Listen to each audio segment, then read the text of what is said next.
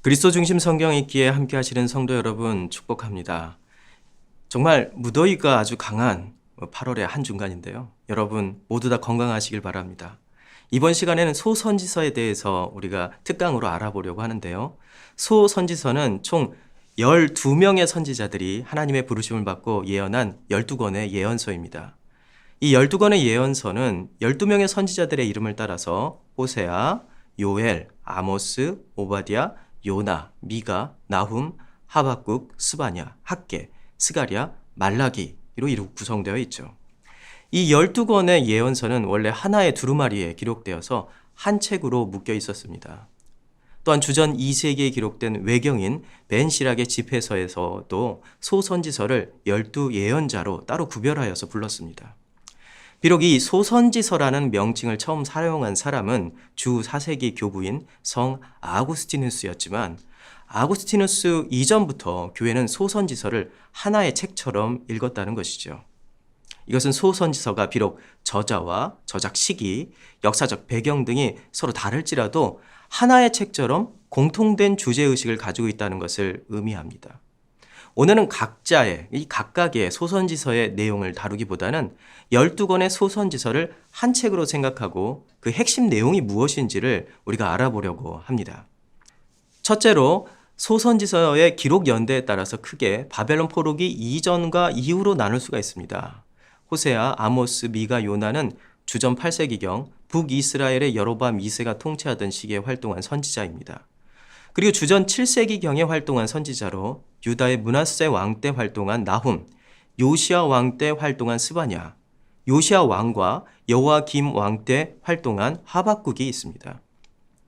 바벨론 포로기 이후에는 학개, 스가랴, 말라기가 활동하였죠.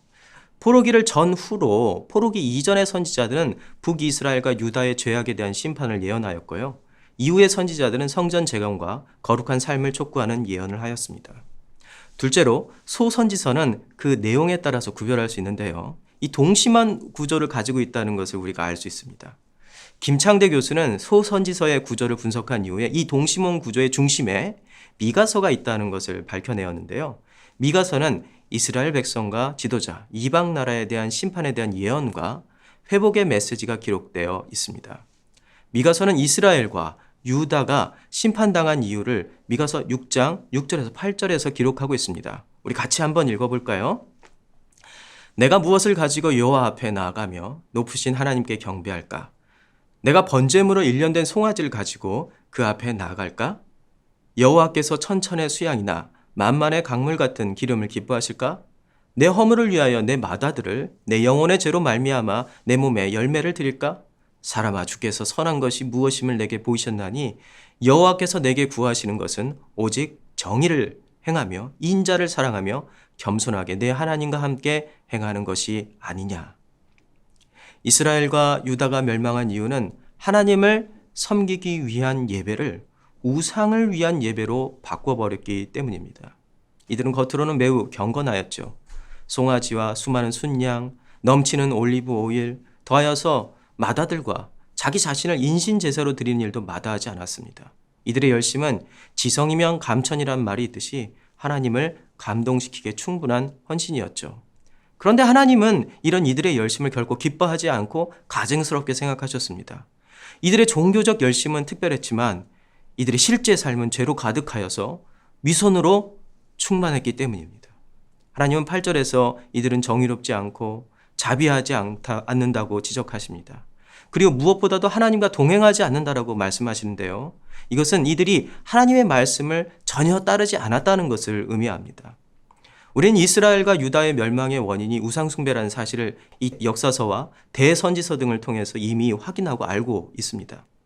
또한 소선지서를 여는 호세아서는 호세아의 아내가 다른 남자들과 간음하고 다시 돌아오는 이 불행한 결혼 생활을 반복하면서 이것을 통해서 이스라엘의 남편 대신 여호와 하나님을 이스라엘이 배신하고 이방신과 우상을 섬긴 것을 책망하고 있습니다.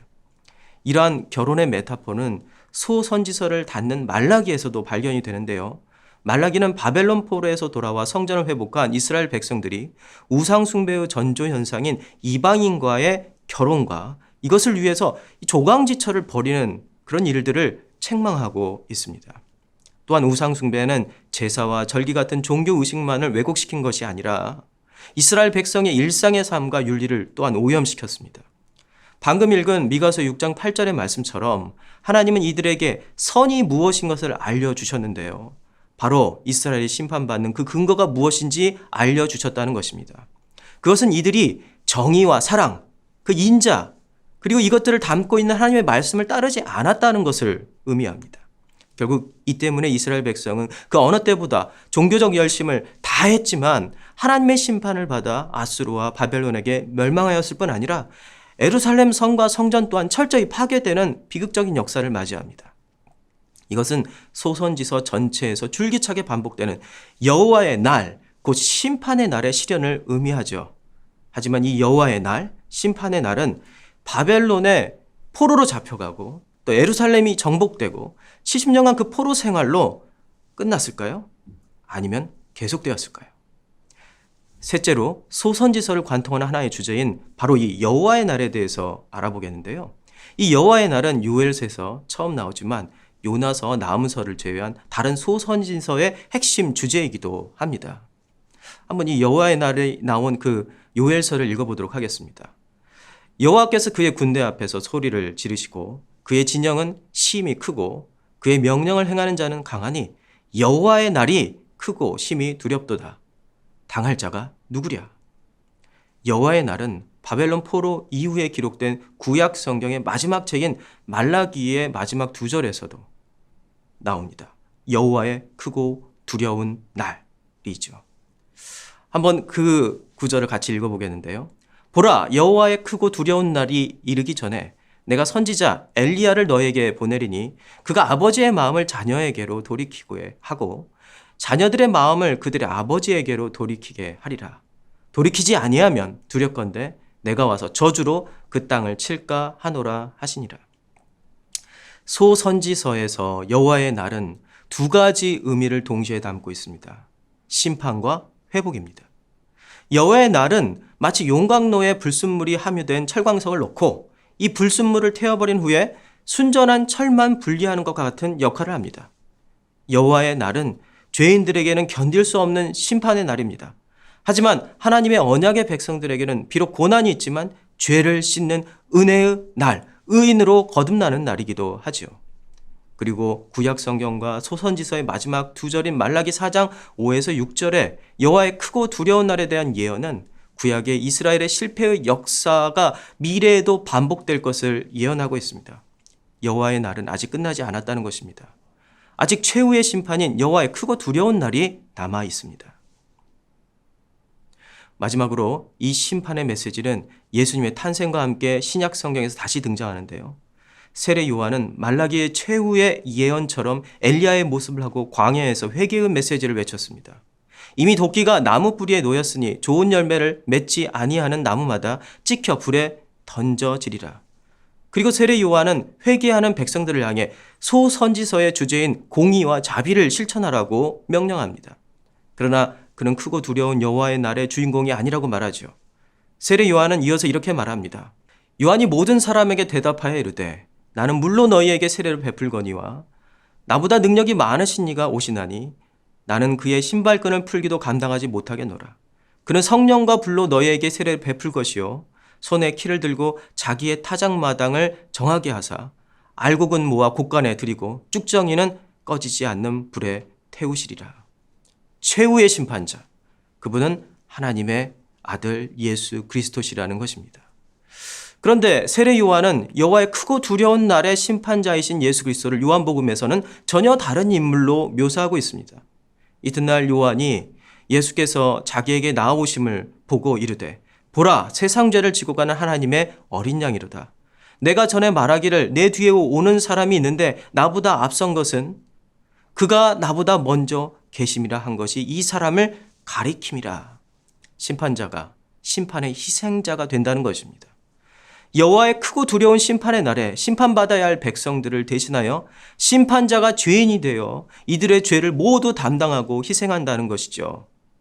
소선지서와 구약 성경의 마지막 예언이 가리키는 여호와의 크고 두려운 날, 그 심판은 하나님의 아들 예수님께서 십자가에서 받으신 그 심판이었던 것입니다. 그리고 이 심판이 우리에게 복음이 되었습니다. 예수님은 누가복음 7장 41절에서 43절에 빛 탕감의 비유를 통해 베드로에게 누가 더 사랑하는지 물어보십니다. 베드로가 답합니다. 시몬이 대답하여 이르되 내 생각에는 많이 탕감받은 자니이다. 예수님이 답하죠. 내 판단이 옳다 하시고. 예수님은 자신의 크고 위대한 희생과 사랑으로 우리가 삼위 하나님을 사랑할 수 있도록 하셨습니다. 인간은 우리가 먼저 하나님을 향해서 큰 사랑과 증표를 보이면 하나님이 이에 응답하신다는 착각을 합니다. 이런 인간 중심의 사랑은 결국 우상 숭배와 이기적인 자기 사랑으로 변질되고 말죠. 그러나 하나님이 우리에게 원하시는 사랑은 하나님의 위대한 사랑 앞에 감격하여 보이는 자연스러운 반응으로서의 사랑입니다. 성도의 사랑은 더 많이 사랑받은 만큼 많이 사랑하는 것이죠. 오늘도 여호와의 크고 두려운 심판의 날의 희생양으로 우리 대신 희생당하신 예수 그리스도의 사랑 앞에 서지 않는다면 우리는 사랑할 수 없습니다.